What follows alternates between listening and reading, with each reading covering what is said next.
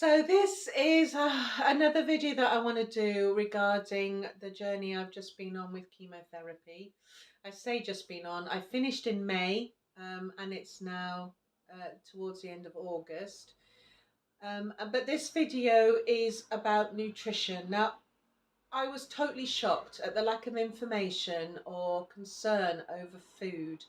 Um, Apart from being told to avoid grapefruit, I was pretty much told to eat whatever I wanted just to get through the journey. And I think doctors really do have to be careful about that, because I think there'll be a lot of people that will go, great, I'm going to have cakes, I'm going to have pastries, I'm going to have fried foods, I'm going to have whatever. And actually, if they're not careful, will end up putting on an awful lot of weight, uh, because the steroids and the treatments make you more likely to gain weight, as well as being less mobile is going to make you gain weight. So I was quite surprised at just how little there was about the food. Now, I've always watched what I've eaten, and I've always aimed to eat healthy and nutritional food, and mainly because I've wanted to lose weight. And I haven't been able to lose weight. But it it wasn't so much about what I was eating. I was eating good, healthy, nutritionally dense food. But there's obviously some sort of imbalance in my body. But I did need to be really mindful that I wasn't going to then end up piling on even more weight, because I'm already considered overweight, and it's, that has its own health issues. So of course, you have a choice. I'm not going to dictate to you. But I knew that my body was working really, really hard at healing, and I just really wanted to support its journey as best as possible and give it the food that it could really, really use. Um, so that's what I aimed to do. And of course, there were times that I caved, and I'm going to talk more about that in a little bit. About I'll talk more about that later. Anyway, one of the things I did was I cut fresh ginger up into tiny, tiny little pieces, and I would put them on a baking tray with greaseproof paper, put them on top, and put them in the freezer and freeze them. And then I would put them in a bag in the freezer. And whenever I felt nauseous, I would take a little bit of the ginger and have that slowly dissolve in my mouth. Now, I recommend you take the anti-nausea sickness tablets that are regularly prescribed by your doctor. And if you still feel nauseated, then tell your breast cancer nurse, because stronger anti-sickness tablets can be prescribed. And please don't underestimate nausea. It can be debilitating. I didn't really know what nausea was. I didn't really have much of it when I was pregnant with my daughter. Um, so I wasn't prepared for how debilitating it can be.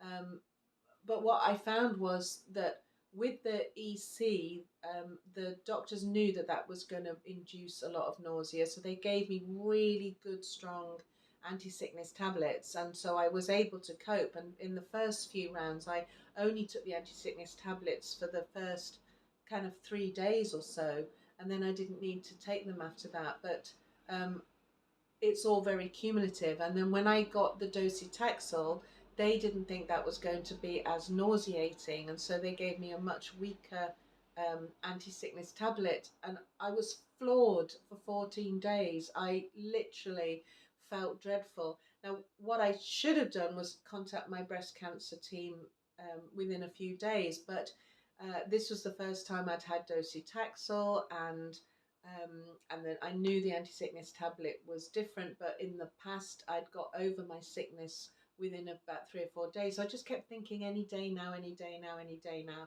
So my advice to you is, if you're feeling not very good, just contact your team.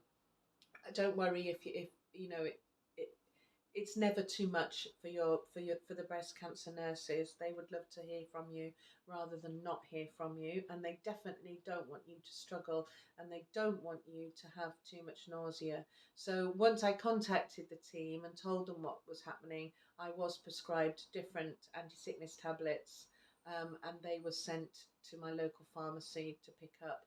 And then when I went to have my doctor's appointment, I was put back on the previous anti-sickness tablets that I'd had with the EC.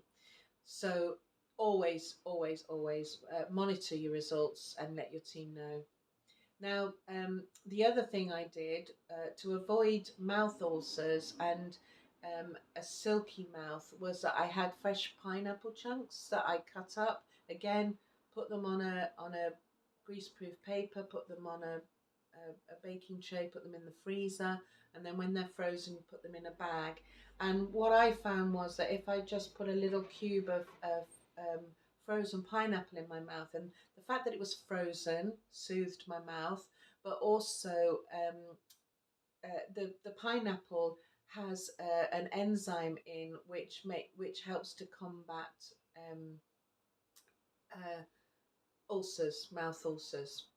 So towards the end of the chemotherapy journey, I couldn't actually bear to have a chunk of pineapple in my mouth, but I would put them in a blender and whiz them up with a bit of water and have them as a sorbet. So that, that was so that I could get it down. So that's good. Eat as healthily as you can when you're on chemotherapy. So basically, the chemotherapy destroys your gut microbiome, and your gut microbiome helps to make sure that your immune system works as efficiently as it does. But also things like B6 and B12 help to go and form chemicals in the brain that help to keep you calm. So it's really important to look after our gut as much as possible.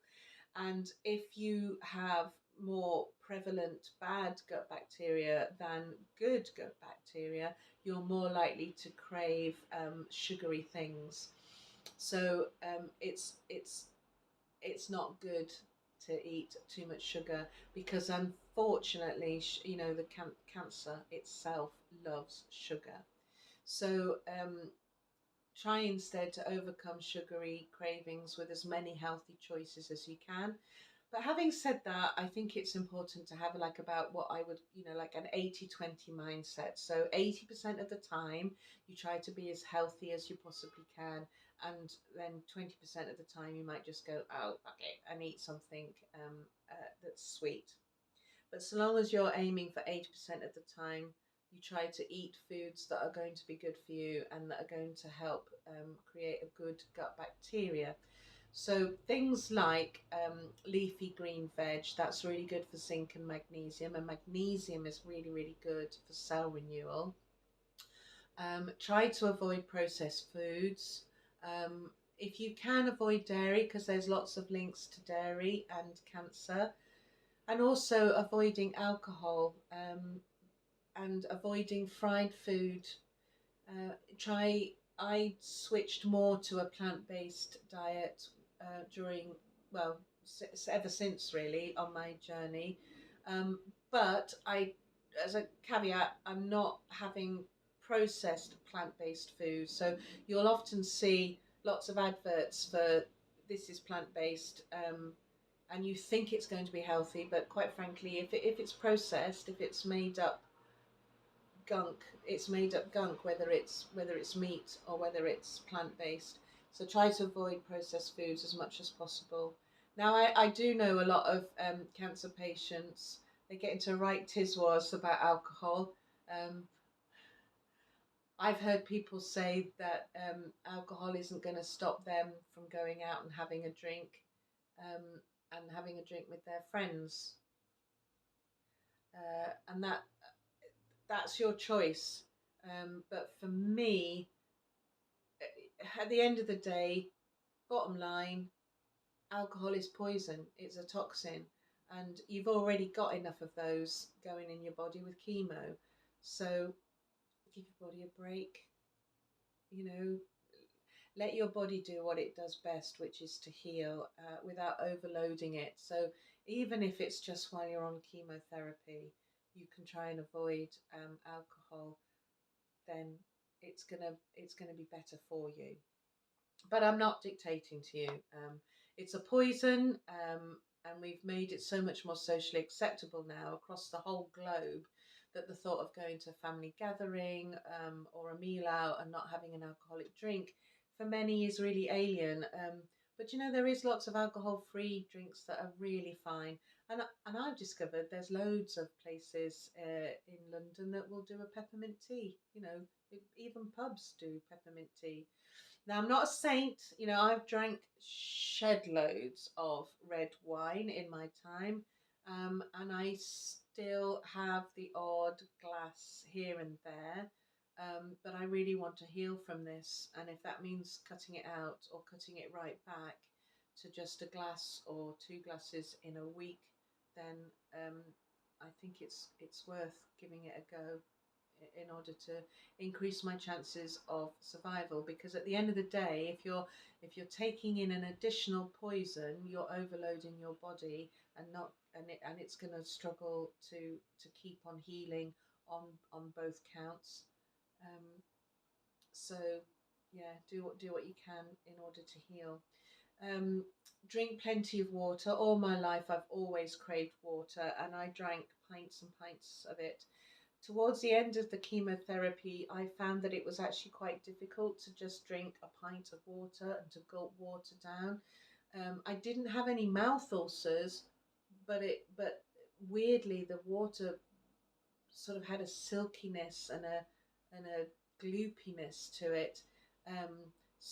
But what I found was that if I drank it through a straw, it made it easier to get the water down. So you need the water to help your body flush out the toxins.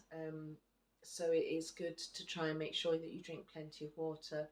Now, your mood and the cravings, they will fluctuate often, so try to just go with the flow. I know I've said eat as nutritionally as possible, eat as much green veg as possible, eat plant-based. Um, but also there's times when you get things that you just think, I need to eat that, and therefore eat it. Some days I would have bone broth, chicken bone broth, and have that and feel great. Other days I needed salt and vinegar crisps. Now, I rarely eat crisps, um, but at one point I was having salt and vinegar crisps daily, just to cut through that silky smooth gloopiness of my mouth. Um, but what I did do is I made sure. Oh, and I was also having frosties. Oh God, I've forgotten about that. Yeah, so again, I think it was the crunch, but also I was mindful that there was a sweet element to it. So what I did was that once I was able to get past those few days, I would revert back to much more healthier options, because at the end of the day, we are what we eat, and cancer loves sugar. It's like rocket fuel to it. So the constipation during chemotherapy can be awful, and because I wasn't able to take my usual probiotics, because the doctors say cut out taking a probiotic supplement, because it is powerful and it will counteract the effects of what chemo is trying to do. So I had kombucha regularly and kimchi, and I took a digestic supplement to help soften the stool. So not so much a laxative, but more a kind of stool softener. I would have my chemotherapy on Wednesday, and then Sunday was the day that I would feel my worst. It was when I was most constipated. So I'd have the chemo on a Wednesday, and then invariably I wouldn't have that much to I wouldn't have that much in the way of bowel movements, so I found that it was really painful.